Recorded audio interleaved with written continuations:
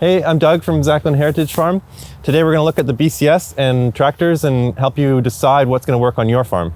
So when we started with the BCS, and the reason was it was the most affordable thing. You know, when you're starting out a farm, there's so many expenses with infrastructure and soil amendments, everything. It's just, and you're starting out, you're not making very much money, and a BCS is just accessible, you know. When you start looking at getting attachments for a tractor on top of the tractor costs, it's just beyond what a new farmer can really achieve. So it gets you started. So we're gonna look at some of the positive things about the BCS. For me, the main thing is it's way cheaper than a tractor, which is like, you know, everybody's always trying to save money on the farm. It's really quick to turn around. You can imagine you only need about the length of the BCS to be able to turn around. It's light on the soil. I mean, the weight of this machine is not anything like a tractor. There's actually a lot of implements that you can get for the BCS, everything that you would really want to do on a small farm. And they're just so much cheaper than looking at implements for a tractor. And there's an attachment that's also quite cheap that is a quick hitch. And so you can switch between one implement and another. And I've timed myself, it takes under 5 minutes. Whereas if you're working with a 3-point hitch, it can take you like 15 minutes, which is just, if you're doing that a bunch of times in the day, it adds up really quickly. Some of the reasons you might not want to get a BCS is, for me, the main thing is it can be hard on your body over time. You're always kind of battling the machine a little bit, trying to make it go where you want it to go. I'm 6'2", Gemma's 5'2". She doesn't really use the BCS. It's kind of all up to me. You know, if you're smaller, it's going to be that much harder to be battling it every week, doing all your bed prep. When you're starting out, you can kind of deal with a little bit of body pain, but if you're doing that for, you know, as a career, you're going to start to think, hey, is there a way I can do this where, you know, at the end of the day, my back isn't sore and, you know, I feel like I'm being crouched over just like wrestling with the machine all day. That's why we've transitioned more into doing most of our soil work with the Kubota. I honestly think we're going to start seeing more of that in the small scale farming community as people get sick of doing all that soil work and abusing their body. It was kind of a clear decision to make. You could just do so much more with a tractor, and whether it's getting your soil work done faster or using the bucket and the endless implements that you can attach to it to move compost or move pallets of things around the farm. There's a markedly big difference, you know, if I do the same soil work with one thing or the other. At the end, when I look back, I'm like, wow, that looks clean, it's even.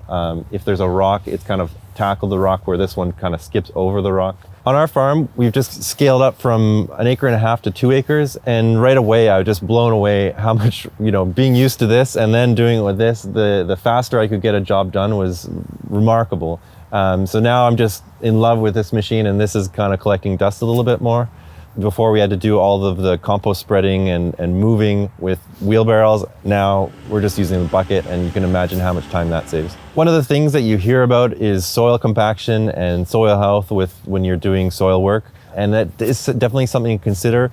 So when we looked at our bed setup, we made sure that we found a tractor that's going to work into a system that's also working with this. So our beds center to center are 4 foot. So the wheels are never actually on the bed, so we're not compacting the bed, we're just driving in the pathway. There's no soil compaction happening with this where we're growing, whereas this is actually driving on top of the bed. So if anything, we're getting more soil compaction with the BCS. One thing that we didn't actually think about when we bought it, but once we brought it on the farm, we thought, uh-oh, I hope this is gonna work, is our turnaround space. So we designed the whole farm around the BCS, so our turnarounds are pretty tight. So when we got the Kubota in, we thought, uh-oh, I hope that I can still do the turnaround. So that's something to consider is, at the end of your bed, do you have 2 feet to turn around and you buy a tractor? It's just not gonna work. When looking at changing implements with the 3-point hitch, on our farm, within one bed, I might wanna change from a flail mower to a tiller to a power harrow, and transitioning each time just with the 3-point hitch could take me 15 minutes, half an hour, depending on how lucky I am, how even my ground is. And that adds up. You know, if we're looking at efficiencies, that's a big time sink on a farm. That being said, with 3-point hitches, you can get a quick hitch or you can get a jiffy hitch, and that really cuts down that time. So that's our plan. Versus with the BCS, it comes with, or it's a really cheap attachment, is this little block here, which is the quick hitch. To change the implement, you just pop this up and the pin comes up and you can change the implement.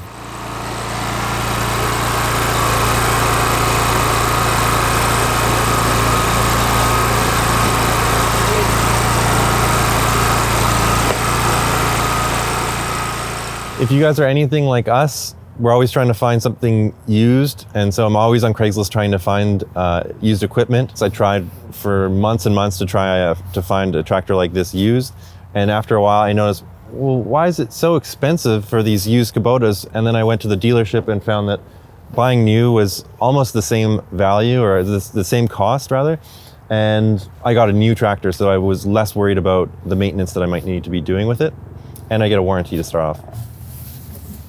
So the maintenance on this obviously is going to be a lot more complicated than with the BCS. Some of the things that I do throughout the season is I'm checking my air filter, which is right here, and blowing that out if it's getting dusty, and pulling the screen out. If I'm doing a bunch of mowing in the field, I'll get all sorts of dandelion and stuff caught in here. So blowing that out with the air compressor, so I'm making sure that the engine can cool down properly.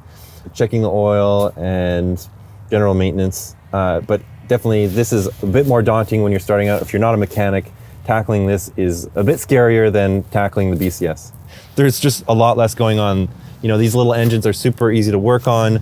This is just a gearbox. You can get in there and change things. We actually, our clutch went on it, so we had to split this apart right here and change the clutch, and that was deadly simple to do. If you're starting out as a farmer, you probably weren't a mechanic before. If you were, then that's awesome. But for a lot of people, it's a little bit scary. And if you're having to do a lot of maintenance on your equipment, it can get expensive and stuff that you really don't want to be doing in the middle of the season.